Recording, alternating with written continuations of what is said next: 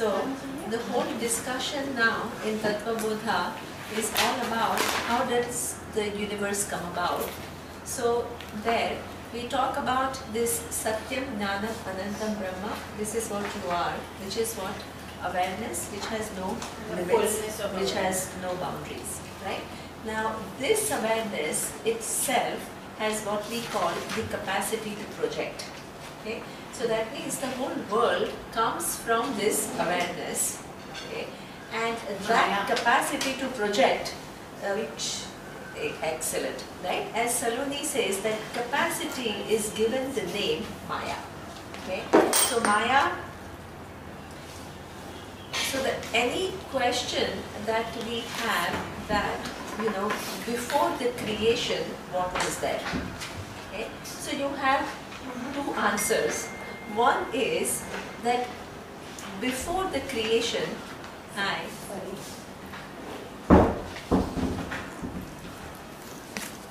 if nothing was there, then can everything come from nothing? Logically it is impossible. Okay.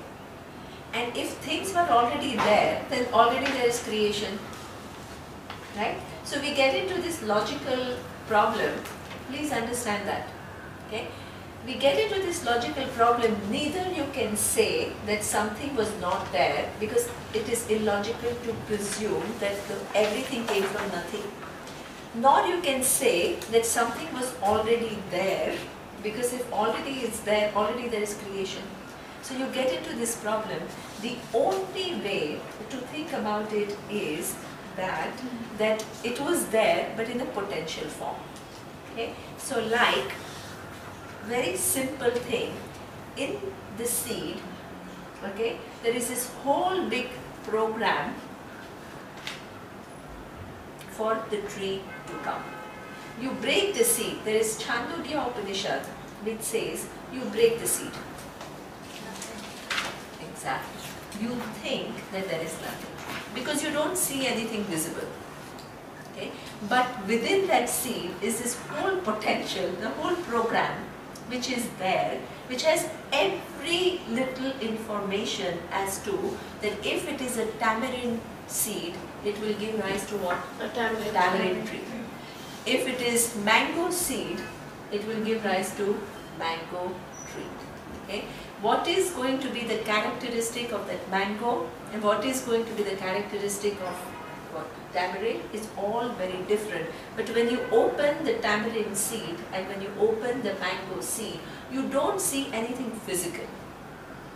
So this is what we call the capacity to manifest, which will manifest in due time, which is all there in form of a program. Okay?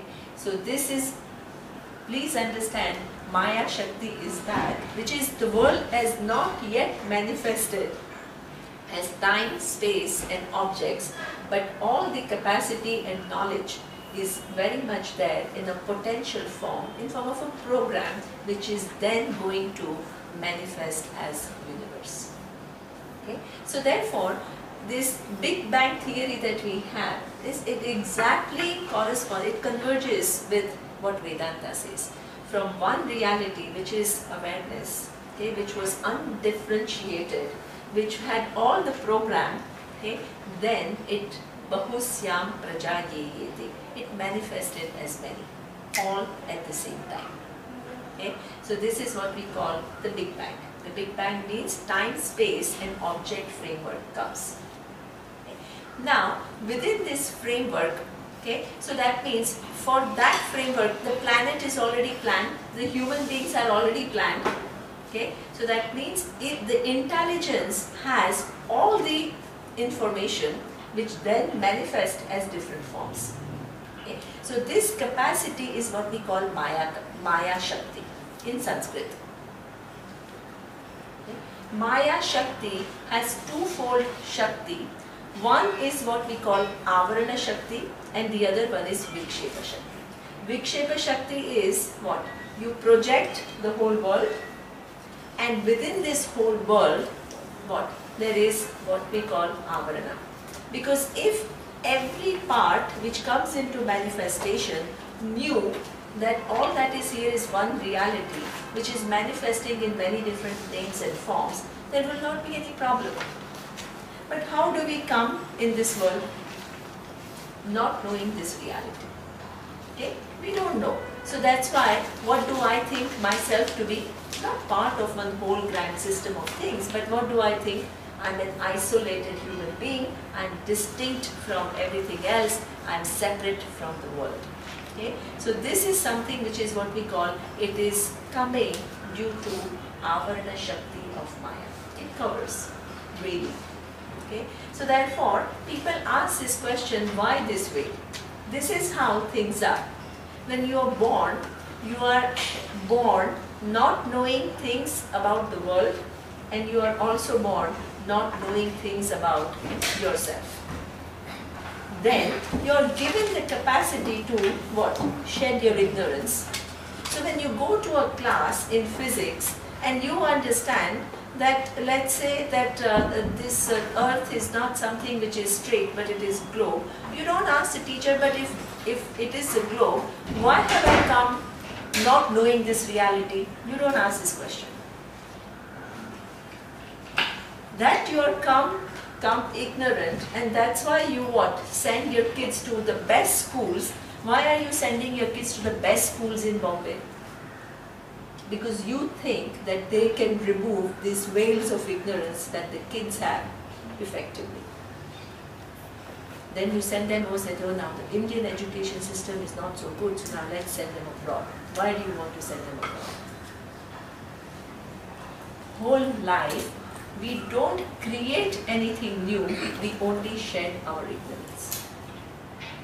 When we learn botany, the whole plant kingdom is already there, already working, right? What are we doing? We are learning about it, shedding our own ignorance. Exactly. You are shedding your own ignorance so that you understand how the plant kingdom works. When you go to medical school, what are you doing? You are shedding your ignorance about how this human body functions. It's already made. It doesn't depend upon your knowledge. It's all, the eyes are already designed, the ears are already designed, your kidneys, your liver, your respiratory system, the whole thing is already done. Functioning and working. Already functioning and working. It doesn't depend upon your knowledge. Please understand that. What you are doing is you are not creating any knowledge. What are you doing? You are shedding your ignorance, no matter what subject matter it is. When Einstein discovered relativity of time and space was already relative. Right? Newtonian physics, they believed that the time and space is absolute. Okay? And Einstein, through his whole pondering over certain facts, he came to realize, my God, time and space, which we have thought to be absolute, is actually also relative. And he made this, and it is not that before he discovered time and in Newtonian times, time and space was absolute and later on it changed to relative. No. Facts are already there. What is already there. We human beings, we shed our ignorance. Whole life goes in shedding ignorance about different subject matter. If I'm interested in physics, I shed my ignorance with reference to the laws of physics. If I'm interested in the human body, then I go to medical school and I shed my ignorance there. We only shed ignorance, we don't create knowledge. Knowledge is part of the design.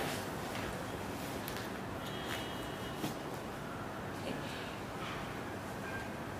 We have different means to shed ignorance about things in the world. What are the means that we employ? Education. What is the system? If you have a little bit of understanding of epistemology, epistemology is this theory of learning. How do we learn things? Theory of knowledge. Right? How do we learn things? So there are some basic ways in which we learn things. There is what we call in Sanskrit, all this was analyzed earlier. Okay? One of the basic means of knowledge is what we call pratyaksha pramana. Pratyaksha pramana means your perception. How do you learn about things in the world? You have five sense organs. Your own perception. Yeah, absolutely. And whatever you perceive, where does it all get? There is a central processing unit where all this information which is collected through your five senses, it reaches, which is the mind. Okay. Now the mind processes that information, it makes sense of it, and based on what sense it makes, you decide to respond to the world. Okay. So perception is one of the basic ways in which you shed ignorance about the world. Please understand. Okay. There is a second method. If everything was just perception, we would be very limited. With perception, you cannot figure out relativity of time and space, how old is the universe, Big Bang. None of it can be arrived at through perception. Because it's not available to you. You were not there 6 billion years ago. It was not there. And still, we have this amazing amount of discovery as humanity. How we have arrived at all these different, how we have shed ignorance about the world other than pratyaksha pramana, perception. But the memory itself doesn't really help you. Awareness? Yeah, but how do we get that awareness? How do we get the capacity to remove that ignorance? So there is the second thing that we use, which is what we call anumana. Anumana is inference. Inference. Okay? Inference is something which is very, very easy to understand. Okay? In the Sanskrit, typical example is given. It says that you see a smoke, okay, and what do you infer? Fire. There's fire. Exactly. So what is a perception? Perception is that of a smoke, and what is the inference? What is the knowledge it produces? Fire. You don't see the fire, right? You see the smoke, then you infer that there is fire. This inference is a very major way in which we learn things. Right? Now, in order for my inference to work, what is the condition? Intellect? Okay. There is a certain relationship between smoke and fire. Okay. It says, what we say in Sanskrit, it means yatra yatra dhumaha tatra tatra vanti. Wherever there is smoke, there is fire. This is what we call, that law is what we call invariable concomitance. Invariable concomitance. Okay. Concomitance. Concomitance means coming together at the same time. Together. Okay. So that means you will not have one exception where you will see a smoke without fire. This is why when you infer, your inference is correct. If there was one deviation, then you have doubt. Exactly. Then you have doubt. You're not sure whether your inference is valid or not. Okay? So for example, many times our inference is not right. Why is our inference not right? You see somebody crying. Most of the time, somebody is crying because the person is sad. But is that invariable concomitance? No. Because sometimes, right, a person can be crying out of joy. So therefore, when you infer, when you just see the tears and you infer that this person is sad, your inference is what? Wrong. Why? Because there is no invariable concomitance. Please understand that. Okay? So this is what is something which is very important to understand. All the scientific discoveries are based on not just perception, but perception-based inference. And how do they argue with each other? How do they prove and disprove theories? some, knowing this, what did you say that in In- concomitance? Exactly, invariable concomitance, right? That's in So that science, means- we see, paradigm laws. Okay, now let's understand how science is doing it, because it's related to your, whole inquiry, why you're looking into Tattva Bodha for knowing yourself. You need to know. Because otherwise, what is the relationship between you wanting to know yourself and studying Tattva Bodha? That you must know. Otherwise, you're just doing things like anybody else. Oh, Shona told me to go to this class, so I'm coming. Right? So, sorry, I'll enter the switch off.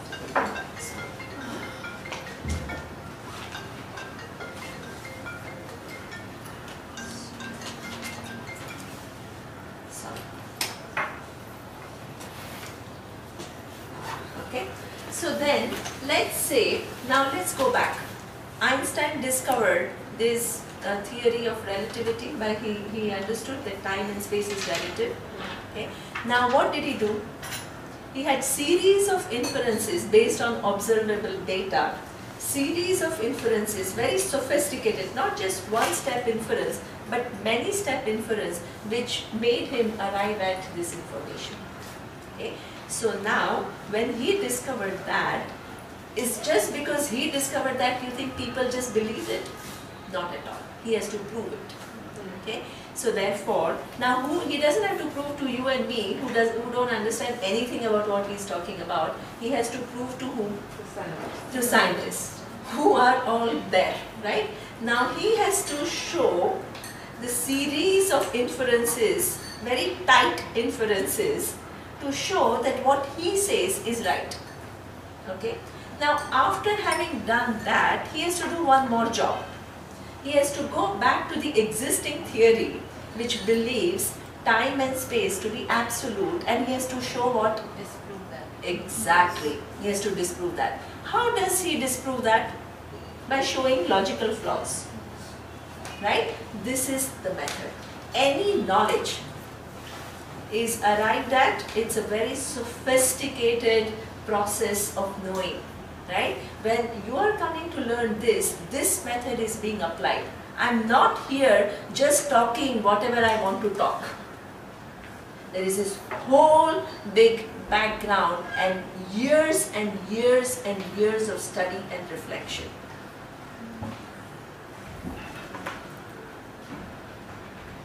Okay? The wealth of knowledge that is there with a teacher, if the teacher has studied it properly, it is just incredible. The right thing is brought out to create meanings in your mind. Okay? So now, this whole process is, as Nandita says, now he also has to disprove certain logical flaw. Now this is the way almost all the knowledge takes place. Okay? Perception and inference. Why can't we use perception and inference to know our true nature? Because this is the method. Because it's not a non-variable, it could have many reasons, right? So it's not because there's a smoke, there's a fire. Okay. Okay, that's a good example. Why do you think that not this normal process of learning will get you to know yourself? Why do you need to go to Tattva Bodha? Everyone's perception Or- is different. Excellent. Right? So that means, as Preeti says, everybody has a different opinion about what the nature of I is. You think your I to be something, I think of my I to be one thing. So we all have, and in fact, over a lifetime, we have contradictory opinions. Someday I think I'm happy, next day I think I'm not happy. Now which of the two is my nature? So that means not only we have loaded our I with so many different opinions, but sometimes even those opinions are self-contradictory. They are contradictory. So you need to have a clear understanding about what exactly is your nature. Because you have, through pratyaksha and in anumana, perception and inference, you have what? Shedded your ignorance about things of the world.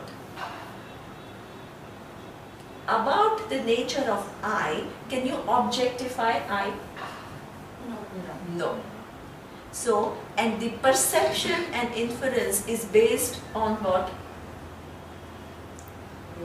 Your objectification.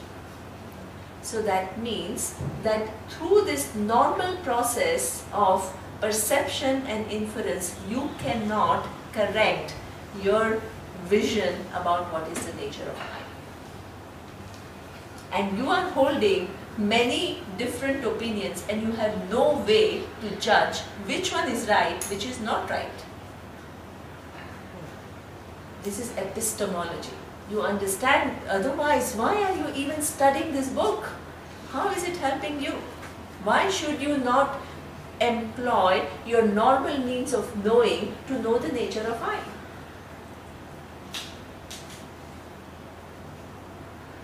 You have a question? No, I was also going to say that you said that they are self-contradictory, but then also the I is evolving, right? So it's not static. So this is your idea of what is, so this is where Upanishads have a totally different vision about what the nature of I is. The way you understand your nature of I is evolving, that's true.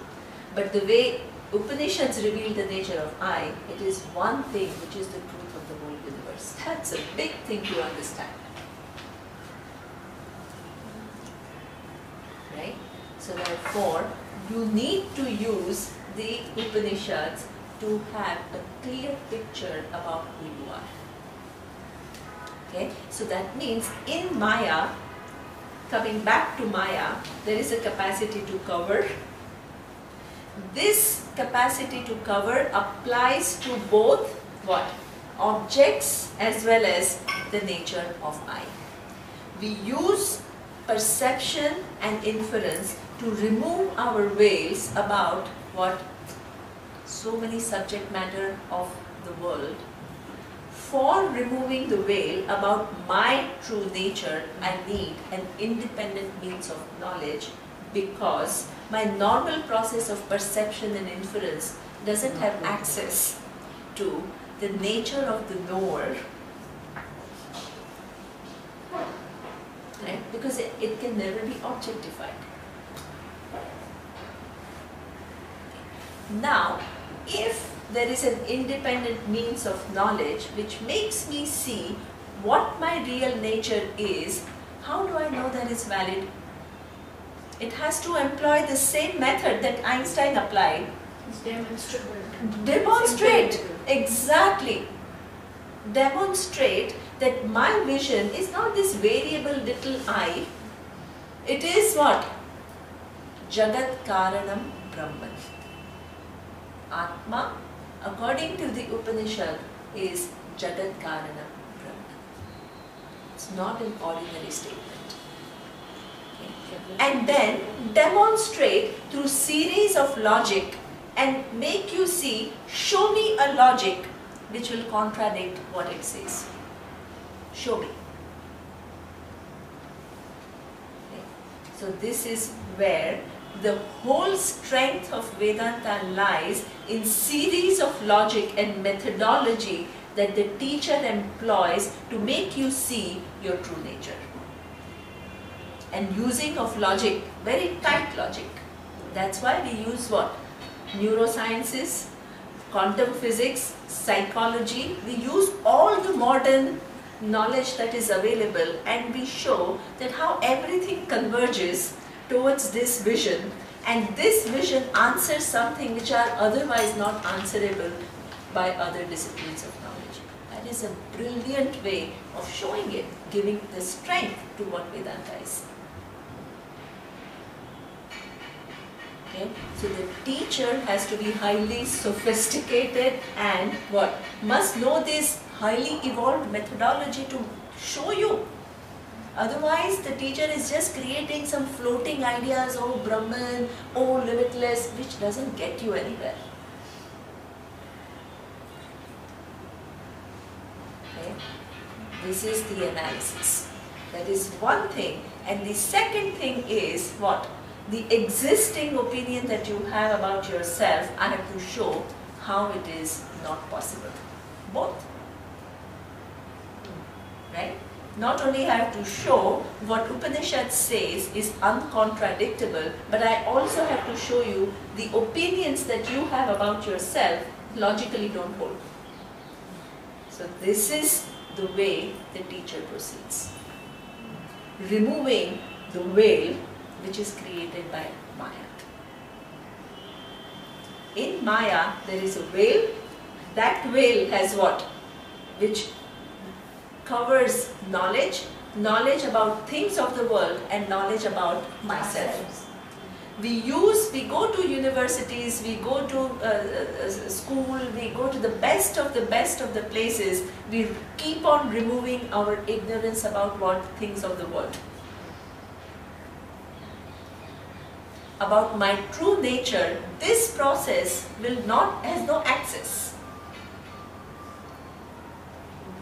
To remove the veil about the nature of knower, I need to employ another method, which is this whole teaching, which is highly sophisticated analysis, which uses this whole method,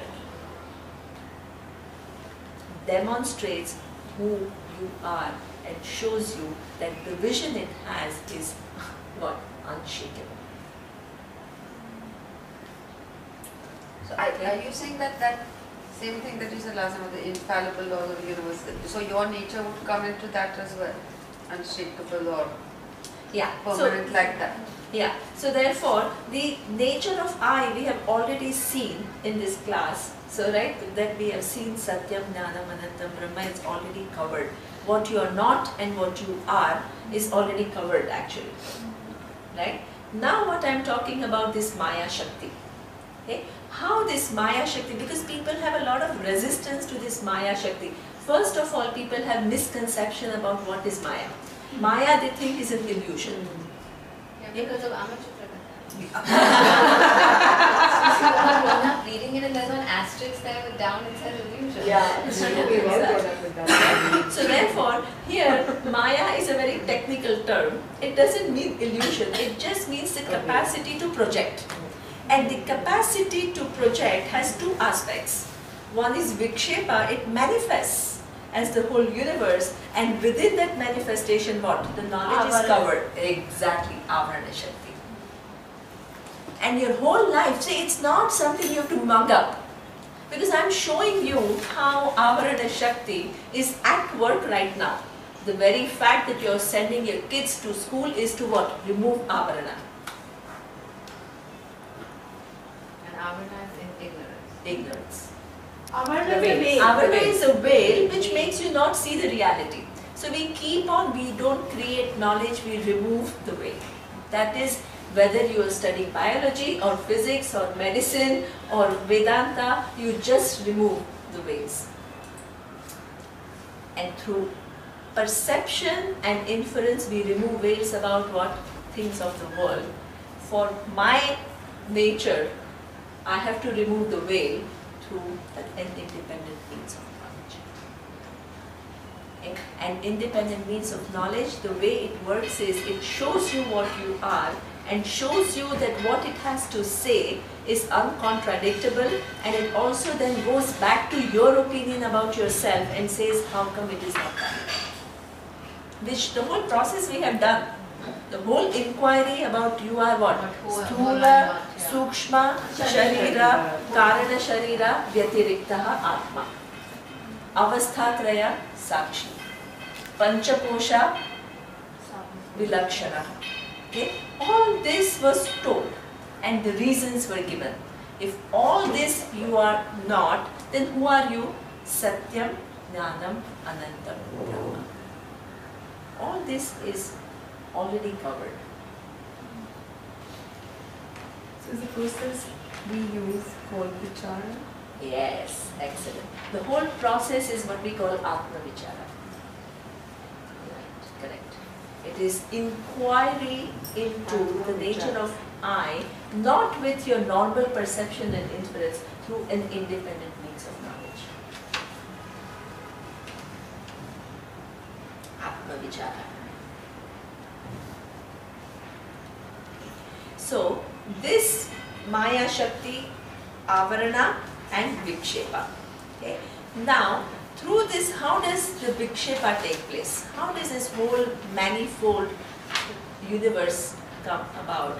So the Upanishad uses a model which is what we call Pancha Bhuta model. Okay?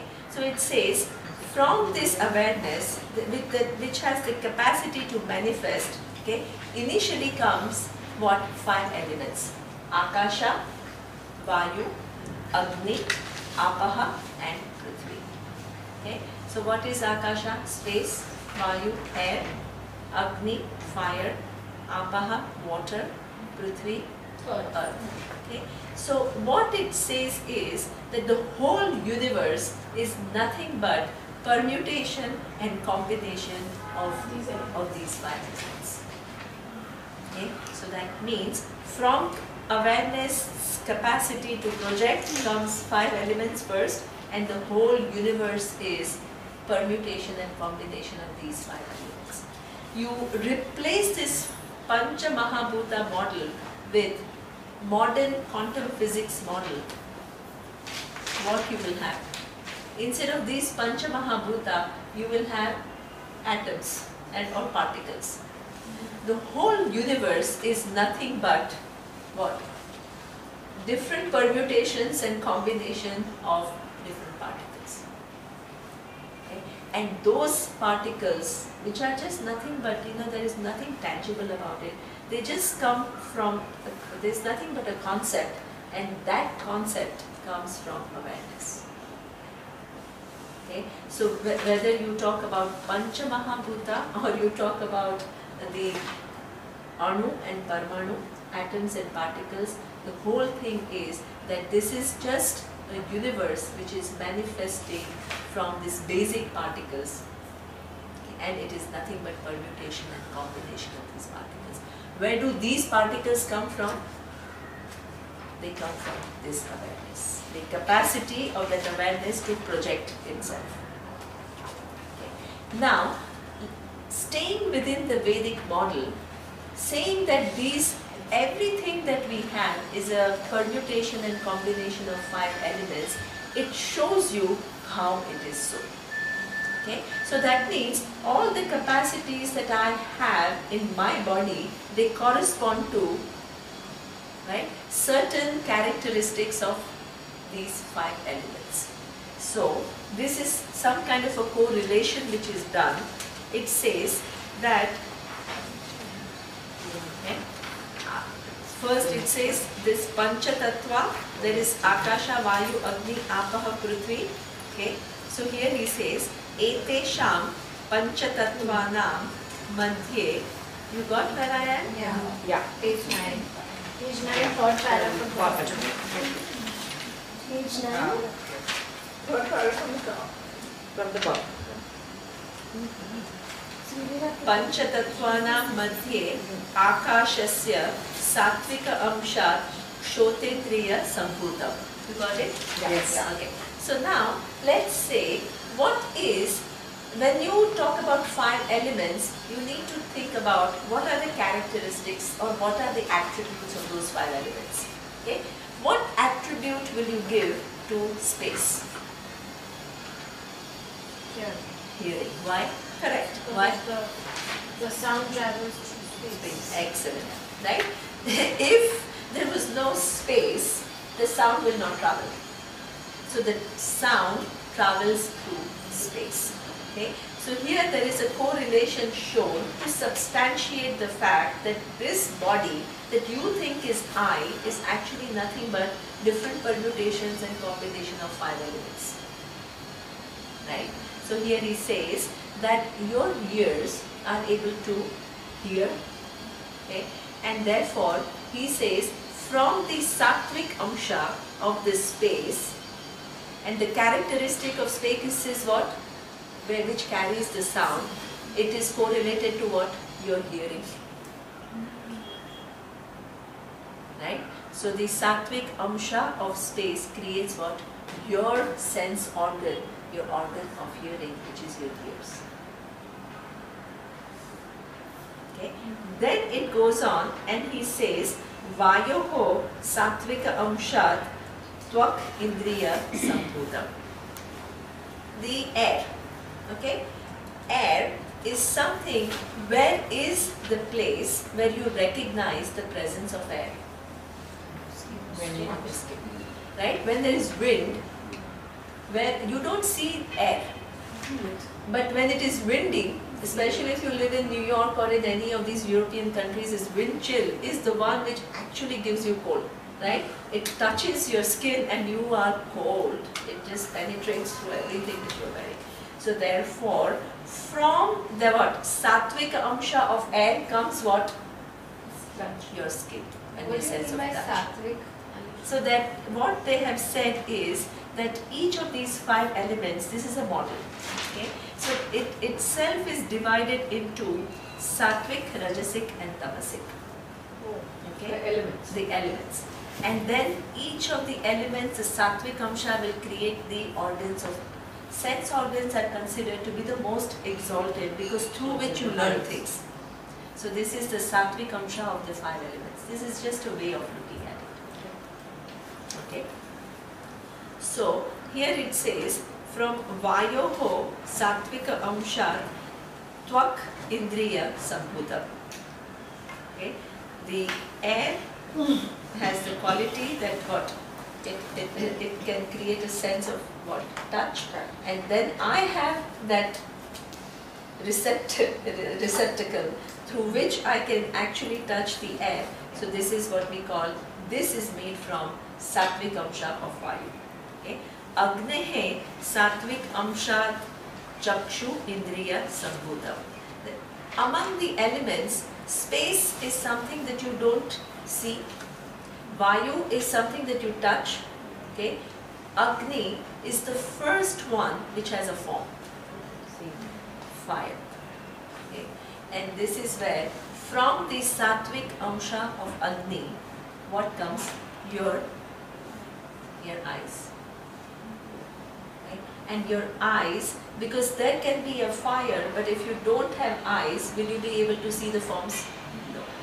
So this is where this is an ingenious method to substantiate the fact that between the external universe, which is 5 elements, and within your body, which is made up of 5 elements, there is a correspondence.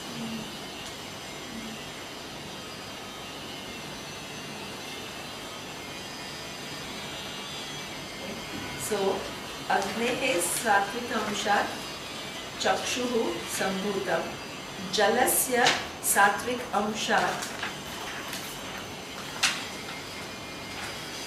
Rasanendriya Sambhutam. Okay. Which is what? Water is the first one that you can taste. Right? So that's why they say water is something which has a neutral taste and everything else is defined. All the other tastes are defined from this neutral taste of water. Spicy, pungent, sweet, all these sour, all these different tastes. Okay? So water is the first one which is subject to taste, and your sense organ, which is this sense of taste, okay, is made from the sattvic amsha of water. Okay? And then finally it says Prithivyaha Satvik Amshat Granendriya Sambhutam. Okay? And from the Satvik Amsha of Prithvi, which is the 5th element, is your what? Prithvi is the first one which gives what? Smell. And in order for things to smell, you need what? A corresponding thing which is nose. Without nose, you will not be able to smell anything. Okay? So the 5 elements have characteristics and you have a corresponding sense organs which capture different attributes of these 5 elements. Okay? So therefore, this Prithivya, the smell, you need your nose. Okay? Then he says, Etesham Panchatattvanam Samashti Satvik Amshat Mano Buddhi Ahankara Chittani Antakarnani Sambhutani. Okay? So not only these 5 elements make what? 5 sense organs, but they combine together to make what? The mind. The sattvic amsha of the 5 elements combined together, it makes what? Mind. The mind itself is what, as you define as variable, right, is something which is made up of 5 elements according to the vision of Vedanta. It is not I. Because with reference to water, are you confused that what is the relationship between water and you? You are not the water, you are not the fire, you are not the space, you are not what?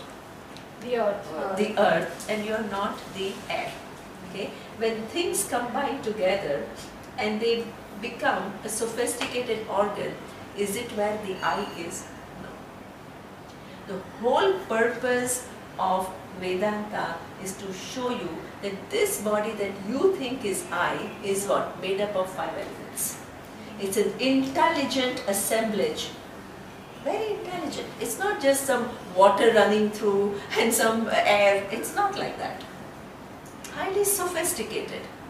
This is what we call Maya Shakti. Maya Shakti projects it not in a stupid way. It is very sophisticated, very refined. But it is actually nothing but assemblage of these 5 elements. It's very believable because Maya projects it in a very believable way. Yeah, exactly. It's very believable. Absolutely. Okay. So therefore, now this mind that you think is I is also what? Equally assemblage of 5 elements. This mind, even though it is an assemblage of 5 elements, it can do amazing things. What are the things that it can do? Here it says, it explains, okay? It has many different ete sham panchatattvanam samashti sattvika amshat mano buddhi ahankara chittani antakaranani sambhutani. From this 5 elements coming together, sattvic amsha of these 5 elements is created mind, and that has these 4 aspects. What are the aspects of the mind? It says sankalpa vikalpatmakam manaha. Manaha, which is one mode of your mind, which is what? Sankalpa vikalpa. That means your senses report certain things to the mind, and then you decide, should I do this or should I do that? This particular aspect where different options are created by the mind, right? You don't just process linearly. Something happens. You see a danger. Okay? Some responses are very instinctual, or sometimes you say, should I face this person or should I run? Option creating mind, possibilities. Okay? So this is what we call sankalpa vikalpatmikaha manaha. So when senses report, these possibilities are given, and this is what we call the free will. Free will means I can do it, I need not do it, and I can do it differently, but I need to first think about different options that are available to me at any given point in time. Anybody who presents one's situation with reference to one's own free will and saying that, oh, there is no possibility of utilizing my free will, it is not true. Situations happen, you maybe have no control over it, but how you respond, you always have a choice. Don't come to me with a scenario where you have no choice, because it is not true. Okay? Sankalpa vikalpatmikaha manaha. Every time you have a choice. You may choose not to take any active action, but that is a choice. Okay? So that is what we call manaha. Okay? What is buddhi? Buddhi, it says nishchayatmika buddhi. Okay? So now, after all these different choices that are available to me, buddhi is a place, the intellect is the place where what? Decision making takes place. Should I what? Fight back or should I retreat? then oh, let me retrieve because I don't have the capacity. This person looks dangerous. What? Decision making. Out of these options, I choose to do this. This is what we call buddhi. Okay? And buddhi, when do you think that you use your buddhi effectively? When you do it in harmony with the natural laws. Excellent. Excellent. If you use your buddhi, which is disconnected to the reality, of the excellent, Saloni. Okay? When you use your buddhi, which recognizes the natural, how the laws, how does the universe operate, and you align your buddhi with reference to what is, and then take actions intelligently, this is what we call good use of your buddhi. This is where the Gayatri mantra comes. This is where Gayatri mantra comes. You ask for that capacity to think properly. Clarity. Okay. Last time somebody asked, I think it's one of the visitors asked this very interesting question, and she says, you know, when you are aligning your buddhi to what is it not, as when the scientist is looking at it, will it not call it the whole process passive? Because you are just trying to adjust to an existing law. Actually, a scientist, when the scientist does a research, what does it do? It observes all the laws. All the laws, Yeah. exactly. He's spending hours and hours and hours in understanding what? The laws. Understanding the reality. Understanding the reality, understanding the laws, and then he or she uses the free will to what? Yeah, and use those laws, what? To one's advantage. The laws of what? Atomic energy. You can do amazing things. Nuclear energy, amazing things. They all work within laws. They spend hours understanding the laws and use those laws for what? Benefit of the human mind, humankind. Vedanta is exactly like that. You understand the laws, you align your buddhi with these laws, and you make enlightened decisions, which is what? Self-enhancing. Beneficial to yourself. Whole approach is like that. This is what we call maturity in Vedanta.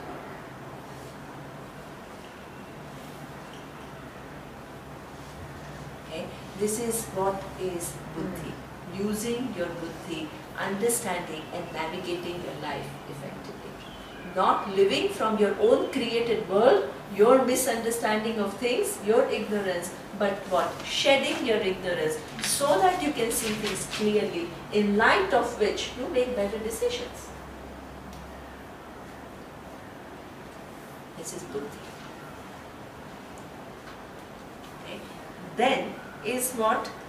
There is Nishchayatmika buddhi, then Chintana Kartum Chittam. Chintana Kartum Chittam is what? There is this Ahankara Vrittihi that we will do the last. Okay? Chintana Kartum Chittam is, you not only have this capacity to what? Should I do this or should I do that? There's different options, assessing different options that are available to you, then making a decision, but the whole individual with changing thoughts behaves in a coherent manner because you have one amazing faculty in your mind, and that is memory. Okay? Imagine if you didn't have memory. Life will be, you just last have no thought, context. you have no context, you have zero context. Yeah, it's always a new subject. It's always, and you can't retrieve on your past experiences and your wisdom which is gained through what? The memory carries it all forward. You will not be able to learn anything because by the time you finish your first standard, everything is forgotten, you can't move to second standard.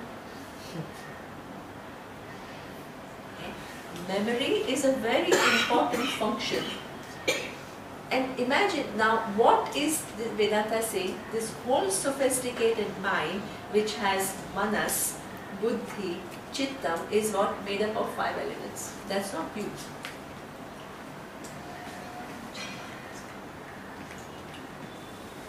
Okay. So therefore, but it is a very useful tool through which you can figure out what is your nature. You need to use your mind to figure out what is your true nature. It's given to you. The chittam itself has 2 parts. One is what we call conscious memory, the other one is what we call unconscious memory. Okay. What is conscious memory? You go to the exam and then what? You try to retrieve everything that you have studied and you reproduce. This is what we call what? Activating your conscious memory and using it at an appropriate point in time. This is conscious memory. Sometimes, all of us, we all carry what we call the unconscious memory. This is the contribution of modern psychology. Because many times we behave not at all according to what we understand to be the right behavior. Anger happens, nobody wants to be angry. Sadness happens, nobody wants to be sad. Fearfulness, paranoia happens, nobody wants to be fearful. So where is it coming from? The subconscious. Exactly. This is what we call the unconscious. The unconscious memory, what this modern, this, not Carl Jung, who is the modern, Freud. These are all these Germans who are brilliant people, and they came up with this whole thing that the mind is not only the conscious mind that we are operating from. There are certain memories that we carry from the past, okay, which is what we call the unconscious. Okay. It's seen and the unseen. As a child, what they say is something very, very simple. They say, as a child, you see certain things which are difficult for you to handle. For a child's mind, it's very difficult to handle. Okay. So therefore, all this pain, the child's brain is not able to process. So there is a natural mechanism which allows what? The child to push, exactly, push all these painful experiences where? To the subconscious. Into the subconscious. It's still there somewhere. And it's still there somewhere. Absolutely.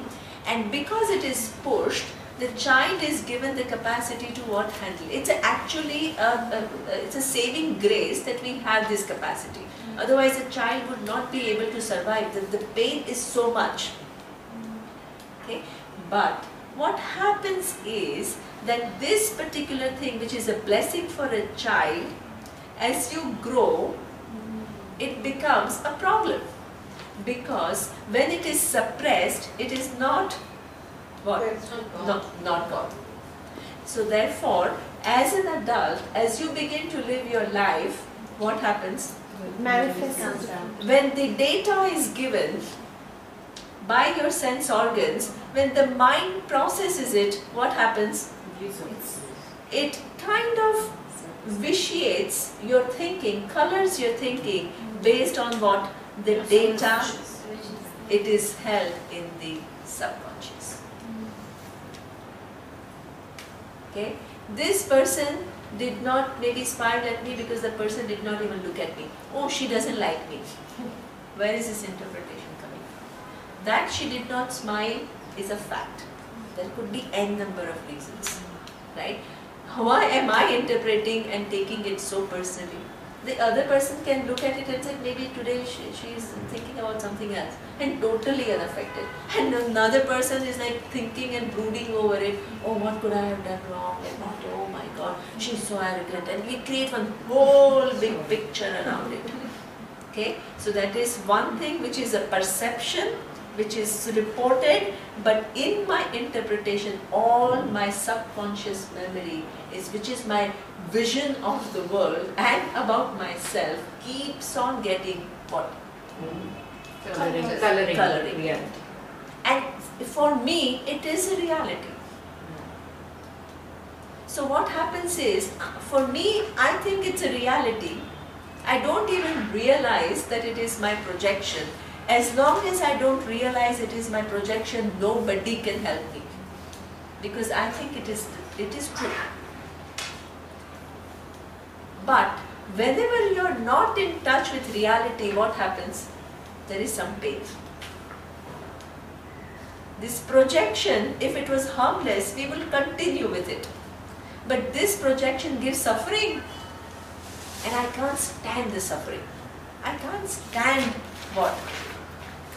The conflict it creates. Yeah, it creates a conflict and it creates an emotion which is sometimes what? People just find it totally what? Overwhelmed. Or people get overwhelmed. So then there is what? There is a mechanism where you said, okay, now let me understand what's going on here.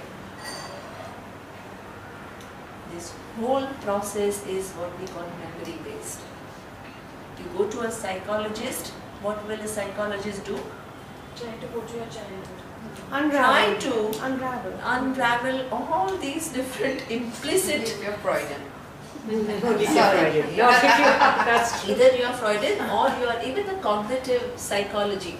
It will make you see, sometimes they go back to your childhood, sometimes there is a lot of this new psychology which is what we call cognitive psychology.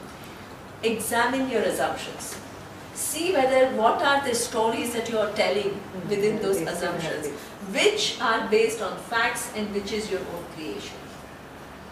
Okay, so this is where cognitively you begin to understand that, hey, I'm not receiving the knowledge, just things accurately, I'm adding my own colors. Because of this reason, the more you become aware of that, what happens? The more you are able to manage it. Balance it and manage it. Okay? So this is what we call memory.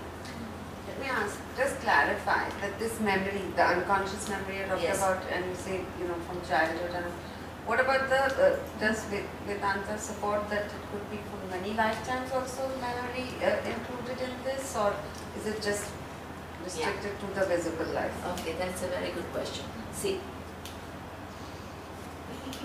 Okay, that's a very good question. Did we talk about right in the beginning that I is not relevant to what physical body you have right now? Yeah, one thing is my being independent Does that of the body. refer into previous lifetimes as well? So, see, the thing is that I'm not, because this physical body is nothing but 5 elements. Okay, your body is also nothing but 5 elements. What she's asking is, or what we are asking is, what accounts for your body being different from mine, and your mind being different from mine. Okay, even though there are 5 elements, why is it in your case they are combined differently? And why Maya Shakti? Because now what we are saying is Maya Shakti has given manifestation, right? So why is it that it is combined differently to give different bodies and different minds? Even though it's not I, there are differences, and what accounts for those differences, right? So what we talk about, it's true that ultimately this is not what I am, that is true, right? But these 5 elements are operating differently to create your body, which is different from my body. Okay.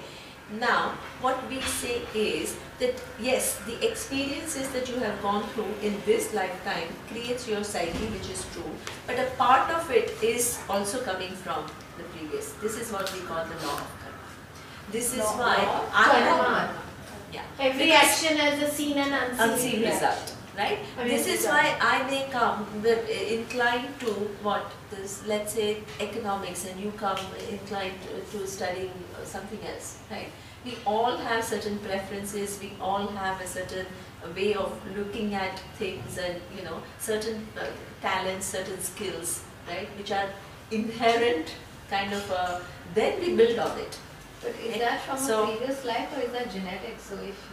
So that means that there is a law. That law of cause and effect you can see from many different models. You can see it from laws of genetics, you can see it from law of karma. There are many different models which will explain that before this comes into being, there is a cause. That is the main point.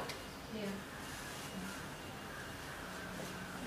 So therefore, Maya projects, but Maya doesn't just project randomly. There are causes within causes within causes, and there are laws and laws and laws which are making this projection. And that's why, even though everything is nothing but 5 elements, what? Everything is different. This is what accounts for differences, the laws of cause and effect. Okay. So now this Chittam is what? Conscious and unconscious memory. And the 4th aspect of the mind is what we call Ahankara. Ahankara is, now this is another thing that Vedanta does not subscribe to at all by saying ego has to be killed or annihilated or anything like that. Ego, according to Vedanta, is one of the functions of the mind. Just like memory, just like intellect, just like your capacity to say sankalpa, vikalpa, what should I do? There is one more function, which is what? The I sense.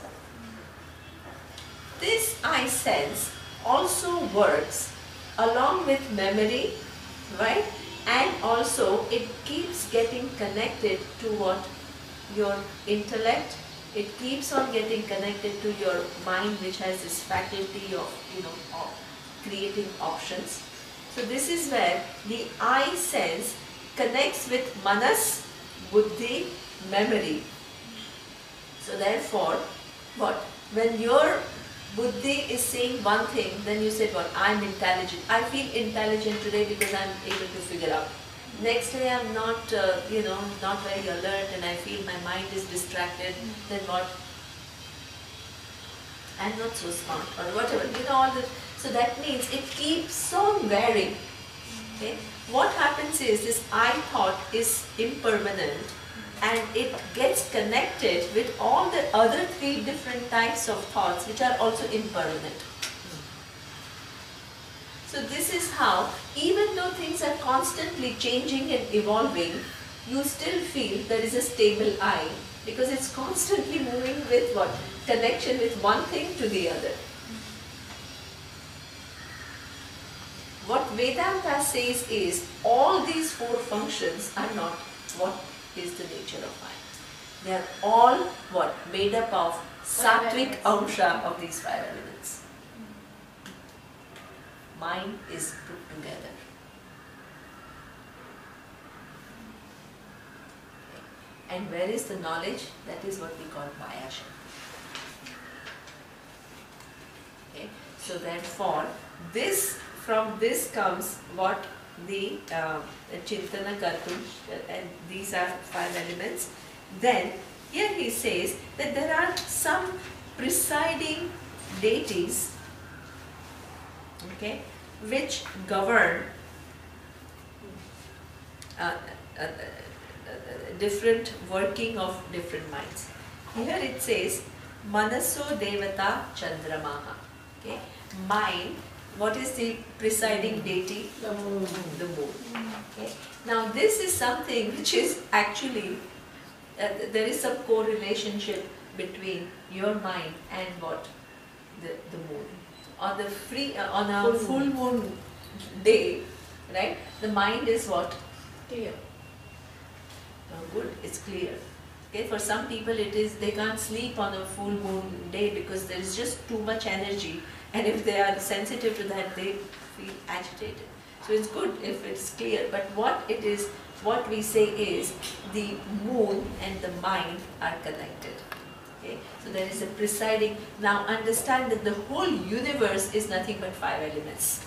And each one is connected to the other. Connections and connections and connections.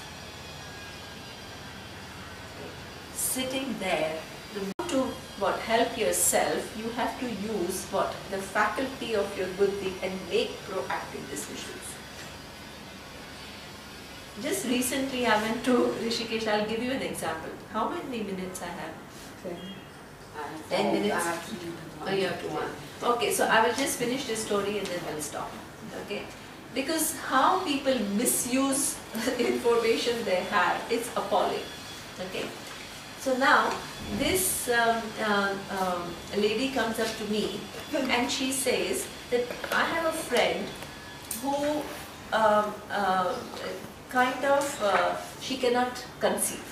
Okay, she is married and she cannot conceive. So now she has to somehow, and she really wants a child, so now she has to somehow console herself. Okay, so now she says, now she's a little bit spiritual, so she's gone to some classes, she has heard about laws of karma, she's heard about Ishvara, right? And then she says, now she's thinking that, oh, there are so many disabled children in this world. Maybe Ishvara, which is through the laws of karma, did not want to give me this suffering, therefore I'm having no child. And she asks, is this the right way to think? Exactly. And I said, what? People, I said, first of all, exactly, it's terrible. Okay? People create stories. Why you are not having a child? You have created one whole big story, right? And then you are attributing that story to what? The grace of God. Ishvara. Yeah. And you are just in some imaginary mode. Delusional. Delusional mode. And as if it's something good that has happened to you. rather than Exactly. bad, because So that means you really want something and you're not even addressing it properly, right? And then you're kind of thinking as if something good has happened. I mean, so much confusion, and you're attributing to Ishvara some reasons which actually may not at all, it's just cause and effect. I mean, there are so many different causes of which you have no knowledge. Then to think that this is the knowledge, there are layers and layers and layers of confusion in this way of thinking. But maybe she's healing her pain in that way, and that's not what she really believes, but she wants to heal her pain. But, so then she asked me, but healing, when you heal, you have to align your healing in keeping with realities. Every time you enter, because this is how you become mad. You create an imaginary world to heal yourself, and you start believing in it. This is what Maya will take you off on a tangent without your even realizing it. There are better ways of healing which is in keeping with realities. Right? So then she asked me, I said, no, please, this is like dangerous. Right? Then she says, okay, then what is the right way to think? So I said the right way to think is you are given the capacity, buddhi, right? You have to analyze whether you have to really be true. Do I want a child or not? Then you have to say, if you say yes, then you say, okay, this natural method does not give me, this is your buddhi. What are the other options do I have? Okay. Right now there is a technology where you have so many different ways to conceive and not just the natural method, right? So now you say, okay, now which are the ones that I can use? This is all buddhi, creating sensible future for yourself. Buddhi is Brahma. Use it, create proper decision making for yourself, help yourself with proper decision making. Then let's say that you can't use any of these other methods because of financial or whatever reason, then I said you explore another option. Can you adopt a child? Buddhi. You have this need, recognize the need, right? Then if you say no, then you said, okay, now I have used my faculty of free will not to exercise these options. If in case you choose not to, okay, then, and you still want a child, there is going to be a void. It is going to be a void. Then you need to use your buddhi saying that, how am I going to fill this void? Then you have options. Then you have options, I can help a child without adopting the child, I can give money for, there are so many different ways to fill that void that we have. This is what we call buddhi, aligned with reality, not entering into some kind of an imagination which creates so much conflict and so much confusion. Intelligent intervention in this world. Understanding how the world operates. so much of your misery will go if you just understand how the world is and align your buddhi and make smart decisions. This is what Vedanta, the most effective way of living your life is incorporating what Vedanta says. Because it's just being alive to realities. Not enough of our imaginary modes. We just go from one to the other and just start believing in things which have no relation to reality.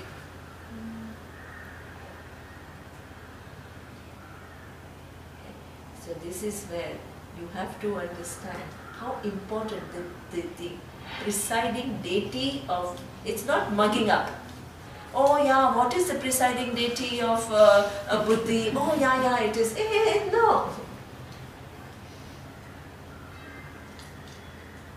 It is really understanding that Brahma is what? A creator. You create your future by making proper use of your buddhi. Okay. Now, how next we will see what are the other presenters. You want to just finish Rudra and Vasudeva?